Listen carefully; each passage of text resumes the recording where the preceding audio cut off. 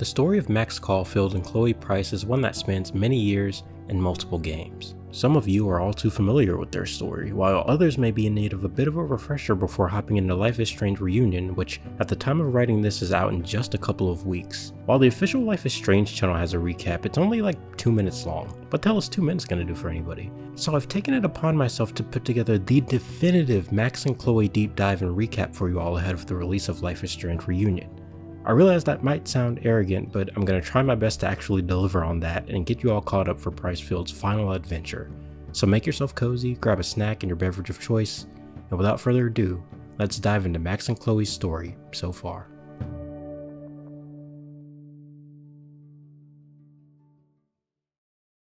Our story begins in the year 2008, where 13-year-old besties Max and Chloe are enjoying a nice morning with Chloe's dad, William, shortly before he gets a call from Chloe's mom, Joyce, and leaves to pick her up from the store.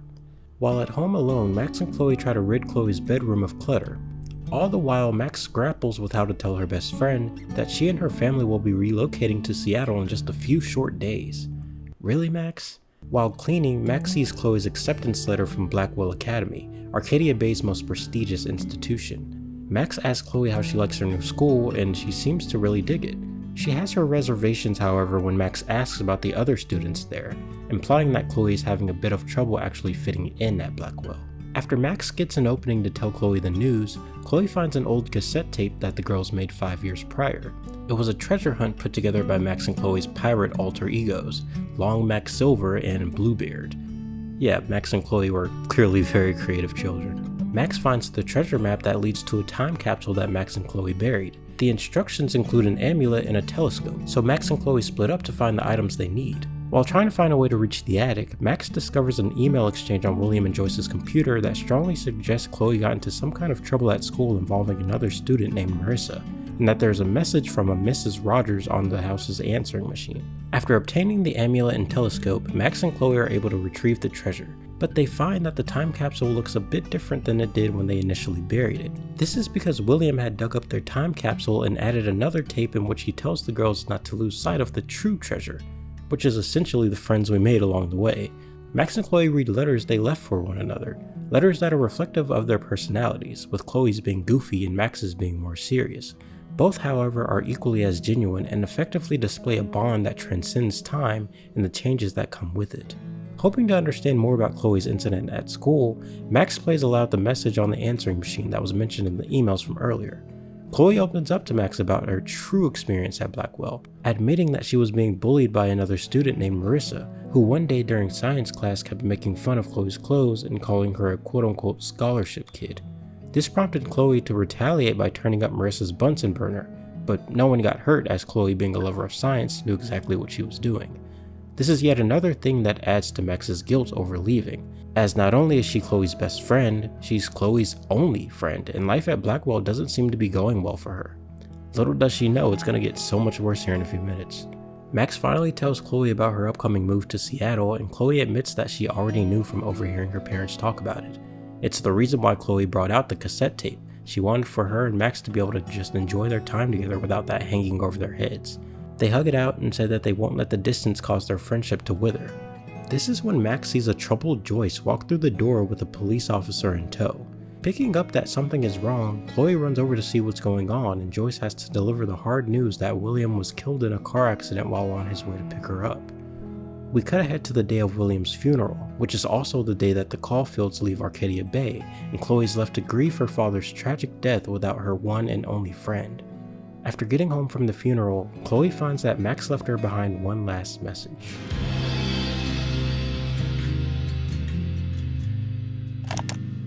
Hey, Chloe. This is Max.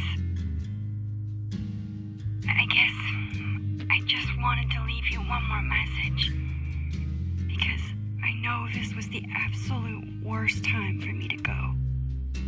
I thought maybe if you heard my voice, it could be a little bit like I was there. I don't know.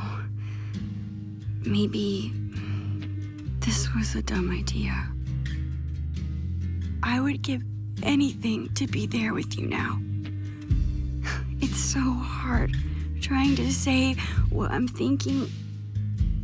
If I could just see you. But we'll get good at it. Great at it. We'll write and talk all the time. And then you'll come visit and it'll be like I never left. I mean it. You don't have to worry about anything changing. You're dealing with so much other stuff. You don't deserve any of this. Chloe, listen. Even if I never, even if we're moving for good, we are always together, okay? Even when we're apart, we're still Max and Chloe. I will always, always love you. Goodbye.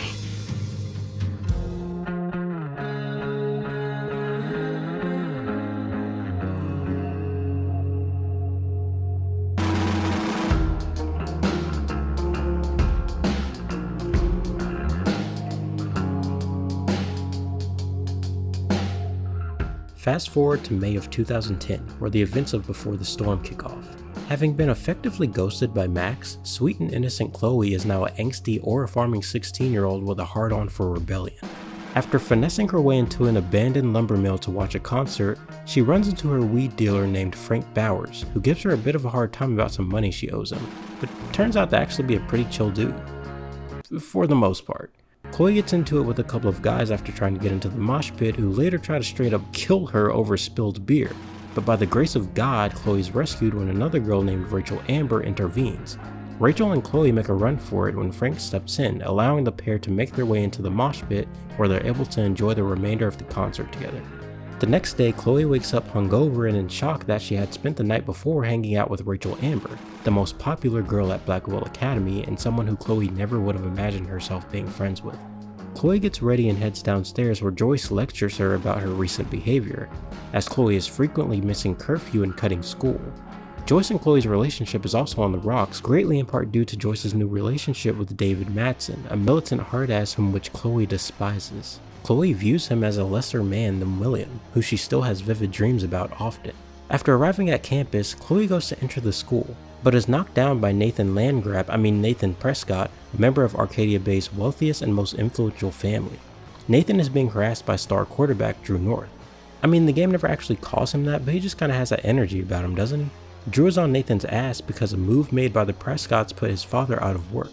Chloe tells Drew off, which for some reason seems to piss off Nathan even more than Drew's bullying. Chloe doesn't even make it into the building before being pulled inside by Rachel, who has been rehearsing for the school's theater production of William Shakespeare's The Tempest, in which Rachel has the lead role. Rachel invites Chloe to ditch school with her, and the two hop a train to a park where they people watch through one of the viewfinders.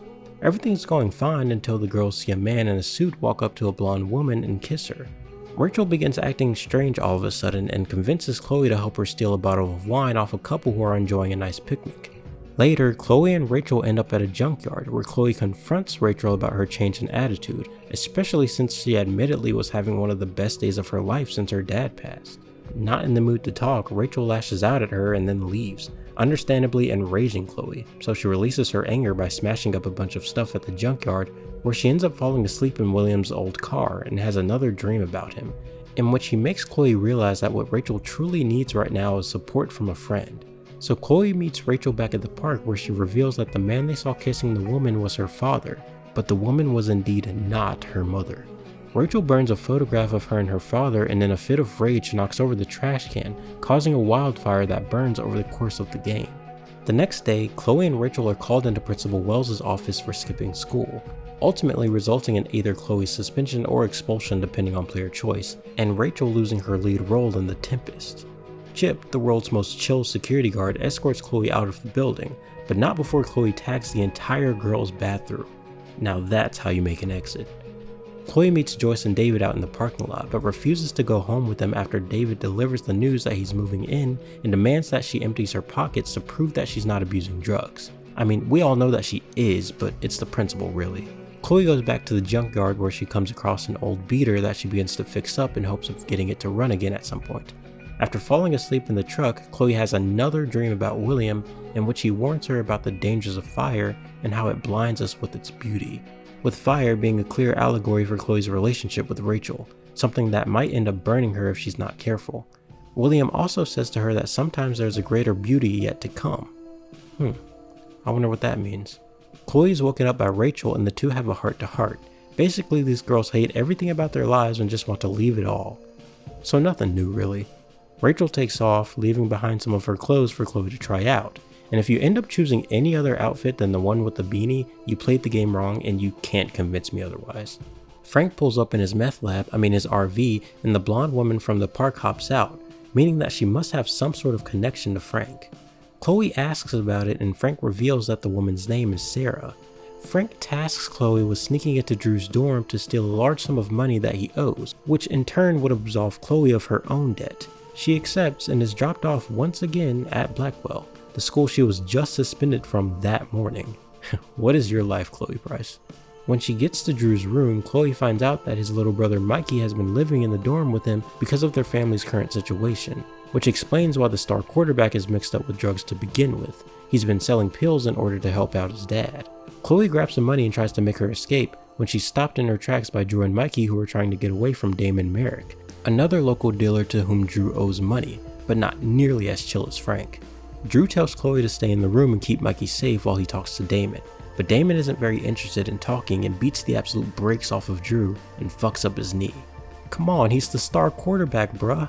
After his beating, Chloe can choose to give Drew back his money, which is what one should ideally do as he clearly needs it more than she does. After that shit show, Chloe meets up with Rachel backstage of The Tempest, where Rachel hatches a plan to snatch her rollback from her understudy Victoria Chase by fucking drugging her. Holy shit, dude, Rachel is insane. Juliet's running late and Victoria dies, leading Rachel and Chloe to fill in and steal the show, which is something that I'm not going to show much of here because this part in the remastered version runs at like 15 frames per second, which is me being generous, honestly. Just know that we knocked them dead. After the show, Chloe and Rachel are on a high and in the heat of the moment decide to officially execute their plan to ditch Arcadia Bay forever. So they stop by Rachel's house so that she can pack some stuff, but the Ambers graciously urge Chloe to stick around for dinner, because that wouldn't be awkward at all. At dinner, Rachel confronts her dad about being a dirty, low-down, two-timing piece of shit, but gets her entire world rocked when he reveals to her that Sarah wasn't just some random mistress, but that she's Rachel's biological mother. When Sarah chose drugs over her child, James, who is Rachel's father, did everything in his power to ensure that Rachel didn't find out the truth in hopes that he could prevent her from getting hurt. And this continued on even after Sarah had been clean for a year. Rachel understandably blows the fuck up and storms to her room. Chloe goes after her and calms Rachel down enough to get her to talk. Rachel tells Chloe that she's interested in meeting Sarah despite her father's wishes, so Chloe tries her best to make that happen by contacting Frank, who obviously knows her. She sets up another meeting with him at the junkyard, but not before getting dripped the fuck out. After finding her old Bluebeard dye and some of William's clothes, Chloe gives herself a new look, one that is a blend of Rachel's influence and her own unique style. When heading out, Chloe is stopped by Joyce and David opens up about one of his army buddies who died in combat as a way to tell her that he understands how hard grief can be, and that he genuinely wants to be there to help her through it. Showing that David does truly care, he just has a horrendous way of showing it. Back at the junkyard, Chloe manages to get the old truck up and running. Rachel shows up shortly after and so does Frank, except this time he's with Damon, who presses Chloe for asking about Sarah. Things escalate after Damon picks up on the fact that Rachel is the DA's daughter and pulls a knife to intimidate Rachel into spilling details on her dad's connection to Sarah. So Rachel strikes Damon, but when she goes for a second blow, Damon straight up stabs Rachel in the arm. This game is crazy, bro. Frank holds off Damon so that the girls can get away again. Chloe rushes Rachel to the ER where she undergoes surgery. She pulls through, and after Rachel is stable, she tells Chloe that she still wants to meet Sarah and tasks her with finding Sarah's number from James's office. In James's office, Chloe finds a phone and discovers that James hired Damon to kidnap Sarah and drug her, effectively ruining her recovery and ensuring that she never gets to reconnect with Rachel while protecting his reputation at the same time.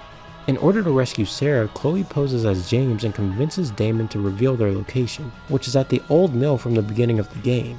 Chloe rushes to the now burned down mill. Unfortunately though, she isn't able to stop Damon from drugging Sarah and ends up getting knocked out by Damon. But Frank comes through once again and ends Damon once and for all. After waking up, Sarah tells Chloe that she's accepted her fate but doesn't want Rachel to know the truth about what James did. So back at the hospital, Chloe either respects Sarah's wishes or lays it all out for Rachel. Either way, the two girls continue to hang out and become best friends, living happily ever after. At least, for a little while.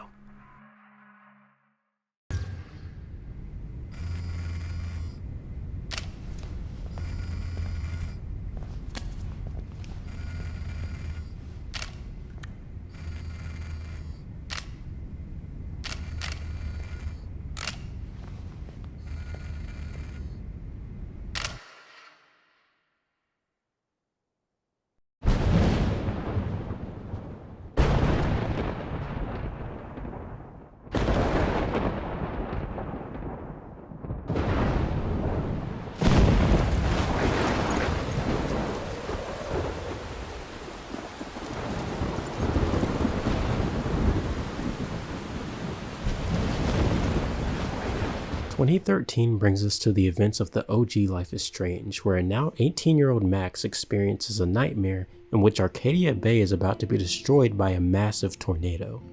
She wakes up only to find herself in the middle of class, as Max now attends Blackwell Academy as part of its elite photography program. Oh hey look, Victoria's alive. After class, Max is called over by her teacher, Mr. Jefferson, aka Mark Jefferson, and he asks her about her entry for the Everyday Heroes contest. A contest in which the winner gets to fly out to San Francisco and meet a bunch of people from the art world. But Max is unsure about her photo as she's deeply insecure about her photography skills and suffers from major imposter syndrome at Blackwell. As someone who went to film school, I can deeply relate to this. Max leaves class and heads for the bathroom. The halls of Blackwell are littered with various flyers, including multiple missing person posters of Rachel Amber. In the bathroom, Max sees a beautiful blue butterfly and snaps a picture of it when a troubled Nathan Prescott walks in and begins frantically talking to himself. Shortly after, he's joined by Chloe, now 19 years old, who Max doesn't even recognize due to her drastic change in appearance. Chloe presses Nathan about some money, and things escalate when Nathan pulls a gun and ends up shooting Chloe when she tries to push him away. Max instinctually reaches out to stop it, but by doing so discovers that she has the ability to rewind time. Whoa. I don't know what that was, I'm sorry. Finding herself back in Mr. Jefferson's classroom watching all of the same exact things play out from earlier, Max realizes what has happened and what is about to happen. So she rushes back to the bathroom and retraces her steps. But this time, when Chloe and Nathan get into their altercation, Max is able to disrupt it by setting off the fire alarm, allowing Chloe to get away unharmed. After all that chaos, Max walks out of the bathroom only to be hounded by none other than Chloe's stepdick David, who now works as a security guard at Blackwell. Max also speaks to Principal Wells and can either hide the truth or tell him what she witnessed in the bathroom. Either way, later in the parking lot, Nathan confronts Max about talking to the principal, but luckily Max's friend Warren, who's also the world's biggest simp, steps in to defend her, but gets his shit caved in. Max fights off an enraged Nathan when Chloe pulls up in her truck. The two girls immediately recognize each other, so Max hops in the truck and they flee the scene. After escaping Nathan's wrath, Max and Chloe are able to reconcile their relationship, despite Chloe giving Max a hard time for going ghost on her for 5 years. The girls lay low at Chloe's house for a while, where Max is hit with a wave of nostalgia as it's the first time she's been there since 2008. When Max comes across a picture of Rachel Amber and Chloe, Chloe tells Max about her and Rachel's friendship, as well as their plan to leave Arcadia Bay before she went missing. Later, Chloe gives Max William's old camera before snagging Max's butterfly photo, and the two rack out to celebrate their reunion. You see what I did there? But it's not long before David comes in and crashes the party, questioning Chloe about one of his missing guns, and gets on her ass about toking up. Who the fuck says that? It turns out David wasn't completely tripping though, because Chloe actually did steal one of his guns. Just wanting to hang out in peace, Max and Chloe go up to the lighthouse, the same place from Max's nightmare earlier. While overlooking Arcadia Bay, Max finds herself back in the storm. This time she sees a newspaper from a future date and realizes what she's been experiencing isn't a nightmare, but a vision of the future, meaning that a gigantic storm is preparing to wipe Arcadia Bay off the map in just a few short days. When Max comes to, she tells Chloe about her newfound powers and the imminent superstorm that's headed their way. Chloe is skeptical at first, but becomes a little more open to Max's story once it starts snowing in 80-degree weather. The next day at the dorms, Max talks to fellow student Kate Marsh, and Kate tells her she thinks she might have been drugged by Nathan Prescott at a recent Vortex Club party, which resulted in out-of-character behavior shown in a video gone viral around campus. Max reassures Kate by telling her that she's working to gather evidence against Nathan. Max goes to meet up with Chloe at the Two Wells diner, where Max and Joyce finally reconnect. Joyce tells Max about the trouble Chloe's gotten into over the past few years, and hopes that having Max back in her life will steer her in the right direction. After Chloe shows up, Max proves to her that she wasn't bullshitting at the lighthouse, and she can indeed rewind time. Chloe, being Chloe, immediately wants to take Max's power out for a joyride. So she takes Max to the infamous junkyard and uses her powers for target practice using the gun she stole from David.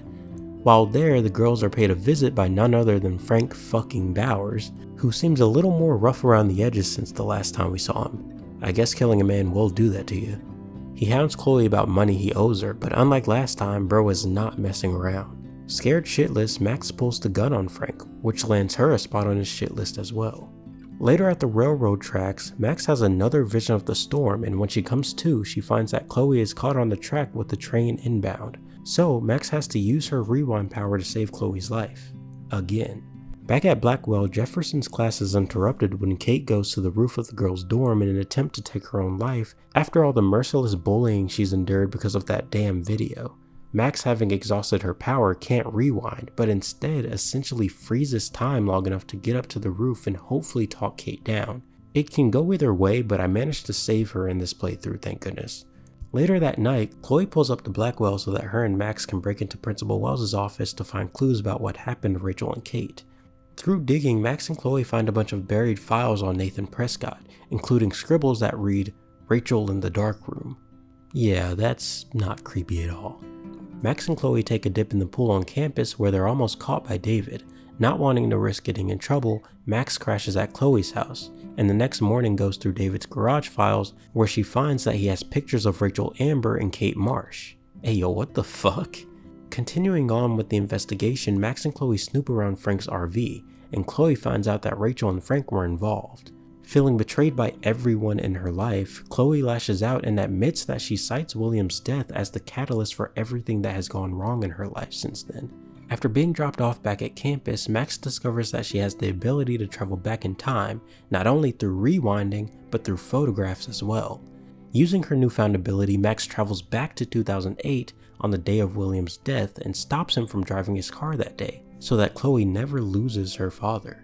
This one change, however, causes a butterfly effect that results in a new reality in which Chloe was left quadriplegic after a car accident she got into while driving the car that William bought for her. Damn man, the universe must really have it out for Chloe Price. Max quickly realizes how much saving William actually screwed things and takes the first opportunity to go back to 2008 and let things play out the way they were supposed to. Back in the original timeline, Max and Chloe continue their investigation by heading up Blackwell and then paying Frank a visit, where they're able to obtain two key puzzle pieces, Nathan's burner phone and Frank's logbook. Piecing all the clues together leads Max and Chloe to an old barn owned to none other than the Prescott family, where underneath lies the fabled dark room. There they find binders on multiple victims, including Kate Marsh and Rachel Amber, as well as an empty binder with Victoria Chase's name on it, indicating that she must be Nathan's next victim. After looking through Rachel's binder, Chloe recognizes the location in some of the pictures, so Max and Chloe rush out to the junkyard, and in a gut-wrenching scene find that Rachel's corpse had been buried there. Max and Chloe go to the Vortex Club party to find and confront Nathan. Outside of the party, a drunken Warren takes a selfie with Max. After searching the party high and low, Chloe gets a message from Nathan, claiming that no one will ever find Rachel again after he's done. Thinking that Nathan is there, Chloe and Max rush back to the junkyard, but instead of being met by Nathan Prescott, Mark Jefferson shoots Chloe and drugs Max, causing her to pass out before she's able to rewind. Max wakes up, tied up in the dark room. After seeing a photo of herself on the cart, Max realizes that the only shot she has at getting out of this is by going back in time through that photo. Doing so takes her back to an earlier moment with Jefferson where he reveals that he killed Nathan. This gives her access to another photograph in the present, through which she goes back in time again, and Jefferson tells her that Rachel died from Nathan accidentally giving her an overdose.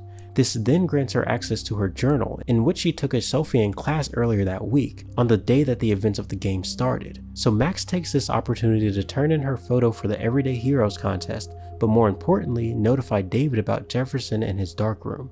This act seemingly fixes everything. Jefferson and Nathan are put to justice, Chloe isn't shot, Kate doesn't attempt to take her own life, and Max gets to go to San Francisco as the winner of the Everyday Heroes contest. All is right with the world and, oh right, the storm. After getting a call from Chloe, Max realizes that she didn't actually fix everything, as that big ass storm is still raging towards Arcadia Bay. So she uses her contest winning photo to travel back to when she took it and destroys it, which lands her right back in the darkroom with Mark Jefferson. Only this time David shows up and rescues Max from Jefferson's creep ass. Unfortunately though, Chloe is still dead in this timeline, and the only way Max can save her is by going back in time through the selfie that she took with Warren outside of the Vortex Club party. So she braves the storm and tracks down Warren at the Two Whales diner. Max tells Warren about her powers and he gives her the photograph. Max's last shot at keeping Chloe alive. Max travels back and explains everything to Chloe, saving William, the stuff with Jefferson and Nathan, all of it. She tells Chloe exactly what she needs to do in order to keep both of them safe. It works and Max actually manages to keep Chloe alive. Again. And yet the storm lives on. Max passes out and goes on a literal guilt trip, realizing that her powers have actually probably done more harm than good. Chloe carries her up to the lighthouse where Max has the revelation that the storm is her doing, and the reason it can't seem to be stopped is because Max keeps altering and manipulating time. Chloe takes out the butterfly picture that Max took in the bathroom and tells Max that the only way to set things right for real is by going back to the moment she took the photo and letting her die. But Max, having just gotten her best friend back after 5 years and realizing how much time she missed out on with her, pushes back on that, and Max must ultimately decide what matters more to her, Arcadia Bay and its residents, or her best friend Chloe Price. Depending on what you choose, Chloe is either sacrificed for the greater good, or Max and Chloe let the storm rage on and then ride off into the sunset. Both of these endings are absolutely fucked up for different reasons. Holy shit, what a game.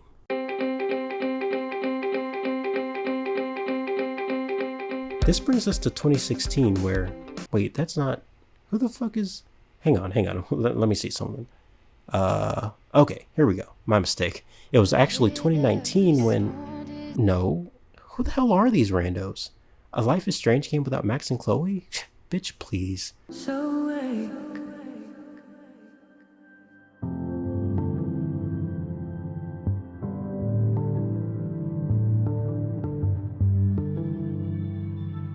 Alright, we made it to the final stretch. December of 2023 brings us to the events of Life is Strange Double Exposure. Picking up a decade after the events of the first game, Max Caulfield is now 28 years old and works as an artist in resident at Caledon University in Lakeport, Vermont. Look, I'm gonna level with you, I already made a whole retrospective on Double Exposure, and admittedly, a lot of that video does go over the game's plot, so if you want to hear me go through each chapter and share my thoughts as I do so, I highly suggest you go and check out that video. I'll link it down below. But because of that and because Double Exposure was the most recent game, I'm going to try my best to be a little bit more concise with this one. We'll see how that goes. Max's life in Lakeport is a fairly peaceful one. No longer being able to rewind and having lived most of her life on the road since the events in Arcadia Bay, working at Caledon helps give Max a sense of stability and purpose. That peace is interrupted, however, after her new best friend Sophie is mysteriously killed. Soon after, Max discovers that, instead of rewinding, she now possesses the ability to move between two different timelines, one in which Sophie is dead and another one in which she's still alive. Whoa. Max, with the help of her other friend Moses and other various figures from around Caledon, uses her new powers to find out the truth behind Sophie's death, to hopefully prevent it from happening again. Are you noticing some parallels? In the dead timeline, Max and Moses look through Sophie's camera and find a picture of Max pointing a gun at her, meaning that Max, or some version of herself, was the one who killed Sophie. Using her photo hopping ability from the first game, Max travels back through that photo to find Sophie at the Overlook watching a storm just like the one in Arcadia Bay. There, Sophie tells Max to pull the trigger. Snapping back even more confused, Max does more digging to find any connection between Sophie and a deceased Caledon student named Maya, who was also Sophie's friend. Max finds out that Maya took her own life after Lit Professor Lucas Colmenero used her writing in his book and took credit for it. Caledon's president Yasmin Fayyad, who also happens to be Safi's mother, covered Lucas's ass by having one of Maya's other friends, Vin Lang, put out a false statement about her mental health in exchange for a job as her administrative assistant. As Maya's best friend, Safi wrote about the situation in her book, which resulted in the publishing deal for said book to be cancelled by another lit professor named Gwen Hunter. Later, Max finds out that Safi is actually a shapeshifter. Whoa! Jesus. And she's been using her power to get revenge on all those who wronged Maya. So after revealing more about her own powers to Safi, Max agrees to help her expose Lucas at Caledon's annual Christmas party. A plan that winds up going left when Lucas tells Safi that Yasmin played a key role in the cover-up. Safi crashes the fuck out, causing the storm that Max saw when she went through the photograph. Max goes to the overlook where Safi was killed and sees her pointing a gun at Yasmin. Max tries to calm Safi down, and by using another photograph, Max travels back again to confront Safi, which results in Max being put in yet another situation where she must either let her best friend die or let the storm win. Refusing to make that call for a second time, Max drags Safi into the storm. This causes Max to go on another weird trip, recalling events from her past before finding Safi in the storm and taking a double exposed photo as a way to get them out. Max snaps back to a new reality in which the two timelines she's been dancing between have merged into one. Safi heads off to search for other people with powers, with one of them potentially being an undergrad student at Caledon named Diamond. Yeah, I haven't really mentioned her before, but she's not that important outside of this, to be honest. Unlike after the events in Arcadia Bay, Max decides to stay in Lakeport to help pick up the pieces and continue to enjoy the life she's built there. Managed to keep that a little less than 2 pages, alright. This brings us to Life is Strange Reunion, where Max's merging of the two timelines will either put Arcadia Bay back on the map or revive the one and only Chloe Price, depending on which route you took at the end of Life is Strange 1. How the conclusion to Max and Chloe's story plays out is yet to be seen, but us Life is Strange fans can only hope that come March 26th, Deck 9 does this iconic duo justice. I sincerely hope I did a good job getting you all caught up on Max and Chloe's story so far, and until next time, thanks for watching.